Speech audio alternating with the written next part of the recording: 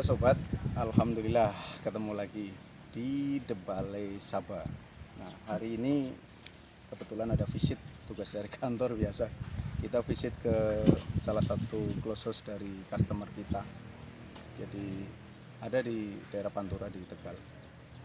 Seperti dilihat, jadi ini close house tipe 3 lantai, populasi 60.000 atau 20.000 per lantai. Kalau dilihat sebelah kiri, ini sedang proses pembangunan. Nah, ini baru pengerjaan pondasi awal, kemudian nanti baru dibangun ke atas. Kalau ditanya berapa sih close house 3 lantai seperti ini, kurang lebih equipment dan housingnya saja itu kurang lebih memakan biaya sekitar 4,2 miliar, 4,2 M, belum tanah, hanya bangunan dan equipment sampai dengan siap check-in. Seperti apa kondisi di dalam? Ini posisi hari ini masuk ke umur 5 hari. Nanti kita lihat ke dalam. Nah, biar lebih jelas, ikuti ya.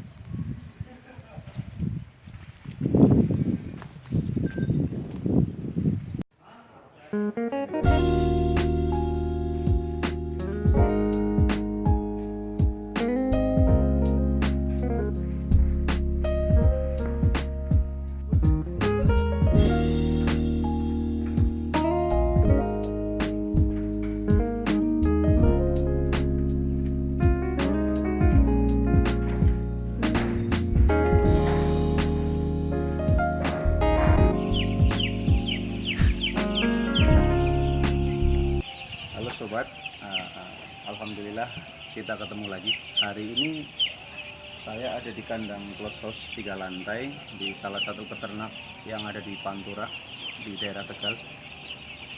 Kebetulan hari ini ayam ada di umur masuk ke 5 hari.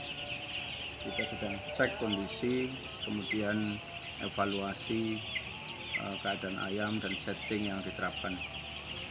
Seperti dilihat, hari ini siang hari sedang panas, suhu mencapai saat ini kondisi required time atau suhu yang diset ada di 30,7 derajat, tetapi karena over 2 derajat dari suhu yang diterapkan, akhirnya kipas nyala 2. Jadi untuk setting kipas ini memang ada beberapa hal yang harus diperhatikan.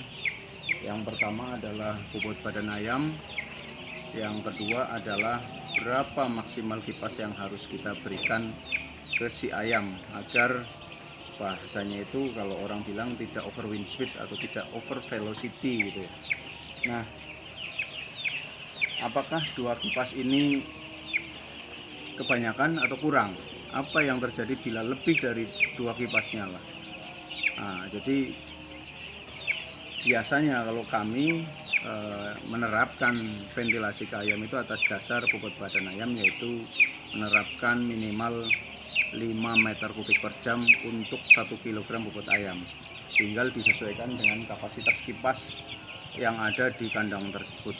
Anggap kipas di belakang, satu kipas adalah kapasitasnya 40.000 meter kubik per jam, maka tinggal dibagi antara populasi dikali bobot ayam dikali 5 meter kubik per jam dibagi kapasitas kipasnya. Untuk hari ini sebenarnya setting yang bisa diterapkan adalah intermittent ketika suhu di bawah 1 derajat, di bawah fan 1 ya, fan 1 direct, yaitu misalkan require-nya 30,7, tadi saya lihat setting diferensial 1 derajat, berarti di bawah 31,7 itu akan berlaku intermittent. Intermittennya berapa? Kurang lebih dari hitungan tadi ketemu 2 on 3 off, 2 on nyala, 2 menit nyala, 3 menit mati, seperti itu. Cuma karena kondisi siang hari, faktor luar sedang panas-panasnya, sehingga 2 kipas nyala full. Ayam walaupun 2 kipas nyala full masih bisa beraktivitas normal.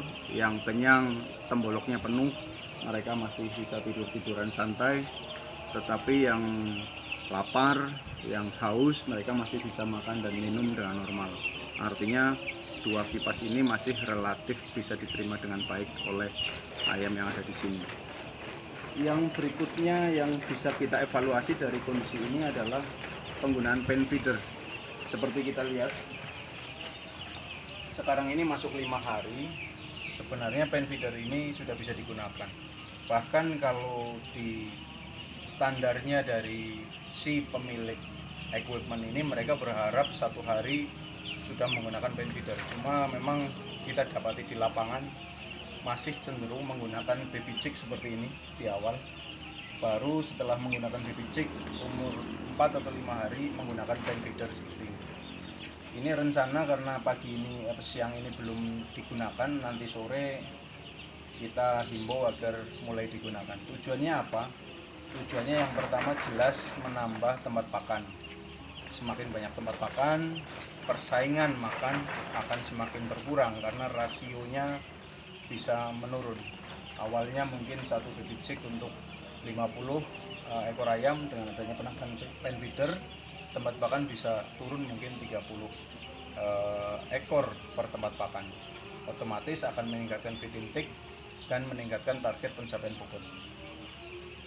Memang agak sedikit kotor, tapi bisa 2 hari atau 3 hari pasca penurunan ini bisa dikuras, dimasukkan ke baby chick, dan ini bisa diberikan pakan baru.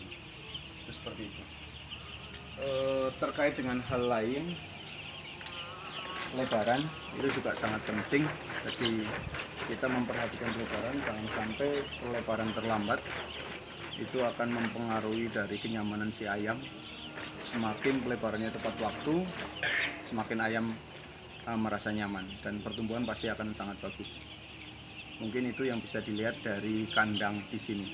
Satu hal lagi, tadi misalkan masalah kipas nih, balik lagi ke yang awal. Misalkan ini 2 kipas bisa ditoleransi, bagaimana dengan 3 kipas?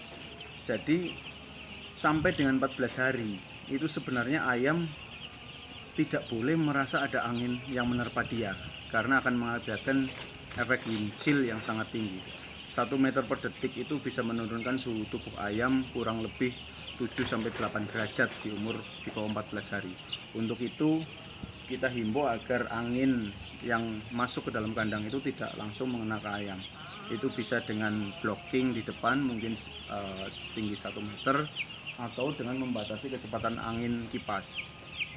Biasanya yang paling mudah diterapkan, ini 1 minggu saya toleransi 1 kipas sehingga maksimal 2 kipas. Ketika masuk ke 3 kipas, kita nyalakan cooling pad agar suhu di dalam kandang bisa drop kembali ke 1 atau 2 kipas lagi. Tapi harus hati-hati, jangan sampai pada saat sore hari cooling pad masih basah, sedangkan ayam butuh hangat. Karena masih 5 hari kebutuhan suhu masih di atas 30 derajat. Jadi memang tidak boleh cooling pad dalam keadaan basah ketika sore hari. Mungkin itu yang harus kita perhatikan benar-benar ketika kondisi brooding di closed house seperti kandang ini. Sampai ketemu di kandang-kandang berikutnya.